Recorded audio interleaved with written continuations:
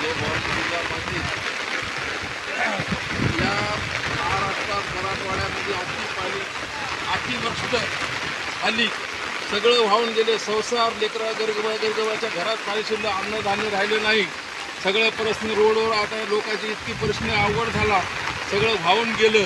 आज शेतकऱ्याला आता आत्महत्या केल्याशिवाय पर्याय नाही.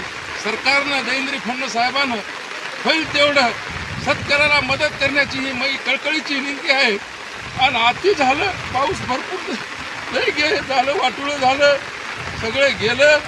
आणि मग ते शिंदे साहेबांना सुद्धा ह्याच्यावर जरा लक्ष घ्यावं, अजितदादानं घ्यावं.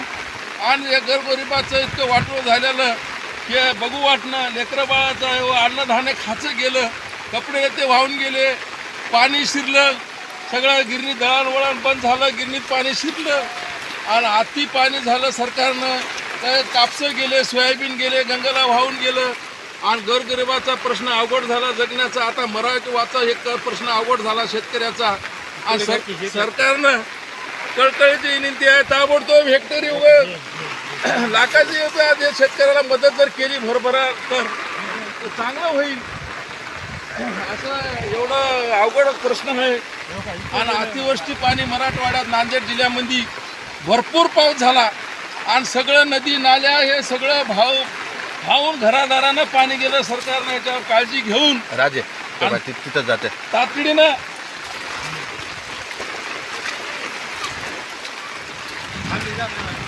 थोडं खाली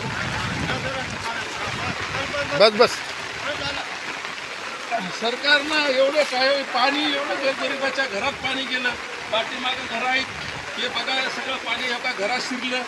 ते निराश आहे. आमच्या एका गरीबाच्या मातक समाजाच्या याच्यातून पाणी आलं, मातक समाजाच्या घरात पाणी गेलं. हे झोपड्या जनावरांचा प्रश्न, माणसाचा प्रश्न, लेकरं बाळाला अन्न नाही, धान्य राहिलं नाही, कपडा लत्ता सगळं वाटोळं गेलं, संसाराचा सगळा सत्यानाश झाला. आणि नांदेड जिल्ह्यामध्ये अतिवृष्ट पाणी झालं. पूर्ण मराठवाडा नांदेड लोहा तालुक्यामध्ये सगळं गाव हे पूर्ण पाण्याखाली गेले. सरकारनं होईल तेवढं तातडीनं जर सरकार गरिबाला जर मदत केली, शेतकऱ्याला, तर जगण्याचा प्रश्न हे होईल. नसता शेतकरी हे मरल्या हे आत्महत्या केल्याशिवाय पर्याय नाही. आणि मग मी आता वैतागून गेलो. स्वतः होतं मला 30 गुंठे रान आहे, इतक्या रानामध्ये काय खाऊ आणि काय जगू. आता 8,500 8,000मध्ये 8,500 मध्ये काय भेटणार आणि शेतकऱ्याला काय येईल. औषधं एवढा खर्च केला, खताचे बिया 2,000 या पोतं झालं, औषधाचे भाव झाले 12,000 रुपये लिटर. एवढा खर्च करून शेतकऱ्याचं सोयाबीन गेलं, कापूस गेला. आणि आता काय जगावं ते काय वाचावं हे प्रश्न शेतकऱ्यानं सरकारनं जर काय देवेंद्र साहेबांना जर घेतली आणि शिंदे साहेबांना जर घेतली, अजितदादांना जरी काळजी घेतली तर मला हे ताबडतोब गरगरिबाचं ताबडतोब तातडीनं मदत करून मला दुष्काळ जाहीर करा. नांदेड जिल्ह्यामध्ये पाणी गेलं तर वाटलं होत गेलं. एवढी मी महाराष्ट्र सरकारला विनंती करतो. जय महाराष्ट्र, जय शिवाजी.